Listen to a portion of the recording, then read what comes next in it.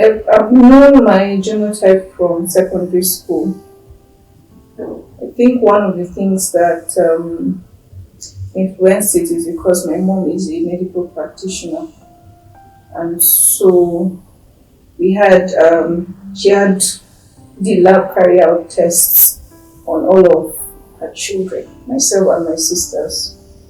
And then there was a time that the school wanted to issue out ID cards, and so we had to carry out another one. I think that was the first one we carried out before the second she did for us.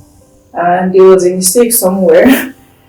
Every one of us, myself and my sisters, came out with it. Was it AS or so? I think. Then the second one was the one that confirmed that was AA.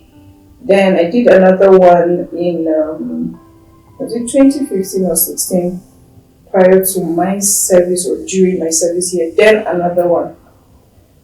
What I would say has changed is the knowledge. As at then, I didn't know why we had to know our genotype. I just knew that it was a valid or vital information. But then, as I grew older, I knew why we had to check, because ideas of relationships and all of that came up, and of course, I knew how important it was to know about it. I had very minute idea because of some of the kids that were brought to the hospital. I practically grew up in hospital wards because I'm the last child of my parents, and I had to be at work with my mom every time I got back from school. So I just had an idea. They brought in a patient, oh, this child is sickle cell, but I didn't know what it was. As at then, I just knew some of the symptoms and how they looked. But of course, there's a difference because now I know what it is. Let's say deeply, but I do have a better idea of what it is, and I know that there are measures to handle certain situations for when they have crisis, and all of that. I saw a tweet yesterday, something around if I'm with you, your siblings and your family are going to be my friends. I think something of that nature. And the person said, somebody said, I think I made a comment and the person was like, am I willing to do that? There are lots of things that people are not ready for. Let me not sound like I'm blaming them. I feel like they are not ready for it. It's like when you're getting married and they tell you, you're not marrying the man or woman alone, you're marrying their family. So yes, and like Adekunle Gold said, love is not enough. There are so many things. Are you going to be there when the person is crying, when the person is smiling? Are you going to be there when, there's just a lot. There's just a whole lot. And the conversation about the genotype, to be honest, like I said, it can come up at any time. I know how to come up with conversations. I can bring the question up at any time. So, but it's important if you've been chatting with somebody for, let's say, at most 1 month. And of course, within the period of 1 month, you've caught interest or you've noticed that the person is interested in you. It's best you bring it up. Sometimes it can come up as a conversation starter, to be honest. So, also, the difference is that then they didn't know, legit, they did not know. Because most of the marriages is like, is this person, they just, connect you. But today, our problem is love. Love is blinding everybody. It could be love, it could be fantasy, it could be, can I say lost? Just so many things, to be honest. We're educated, we're knowledgeable enough to know. Some of us actually know. Oh, I have AS, and this person I'm feeling is AS too.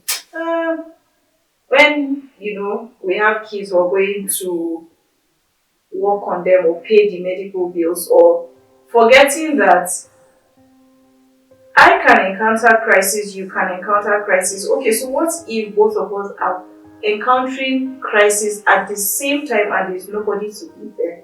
I don't think we take our time to have these conversations either with our partners or with ourselves.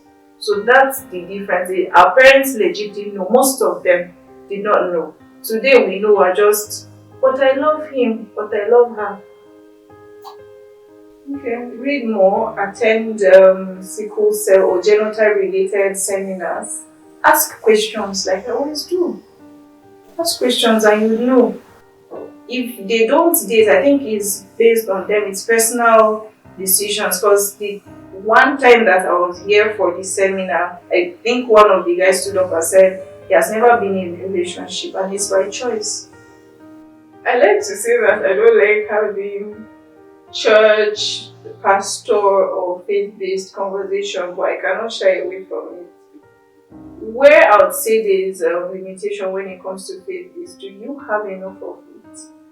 Because I can tell you, go, you're healed, or go, your faith has made you whole. Do you feel that your faith has actually made you whole? You get? Let me just quickly say this. I am a my church or spiritual background is Living Faith Church. Inside Canaan land, there's the Balm of Gilead, which is the clinic. So Bishop will tell you that if your faith cannot carry you, go to the clinic. If he can say that, it means that he knows there's a limit. So it's not wise for you to live based off of what a minister or your parents have said. You've been having headaches for straight 3 days or 3 months and you're refusing to go seek medical attention because your family tells you you should just have faith. Do you have the faith? That's the question. So honestly, reality first before the other one. So little story, just a side bar. There was a time that we had an incident. It's not genotype related. The man had HIV. But he didn't want to let the woman go, so he lied about it. It was on the wedding day, or I think is it 2 or 3 days before the wedding that church found out. And he was threatening to sue pastor because he paid him huge sum of money to cover up that thing. Saying I'm AA or I'm AS is not enough. Miracles do happen, no doubt. But that's why we have different departments, different branches. There's a youth ministry or youth fellowship in the church. There's excuse me, men's fellowship, there's women's fellowship, and I'm sure that a lot happens in that. Well, my church, I cannot speak for every ministry. So and then a lot happens, and that's why we have marriage counseling. You're not going to be married in church if there are issues like that. The genotype issue comes up, or HIV, or pregnancy, or all of that. So yeah, you have to know your genotype. You have to know. Like, some ministries, when you start to have feelings for somebody, you have to present yourself before the elders, or maybe head of your unit or head of your fellowship. I think it helps. I honestly think it does. This is not from experience. I've never had to experience that. I think one of the reasons why people lie about it is they've met this quote and unquote amazing person and feel like they can never be a replacement for him or her. And that they feel like they might never meet such an amazing person ever again if they let them go. So instead of letting them go, it's just them not type now.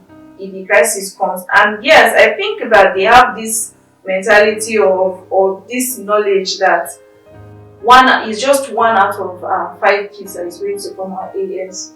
That is why they like to risk it. So they just hide it or shy away from it, and then they are not prepared for it. Crisis starts and they don't know what to do. Again, read.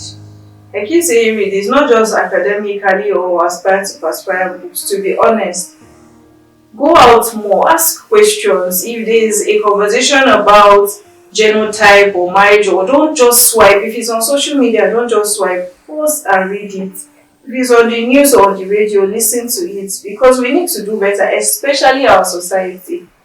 The lying about it or hiding it or somebody just finding out, unless of course the child is not the person's own. But it's important for you to know more and deeply about it.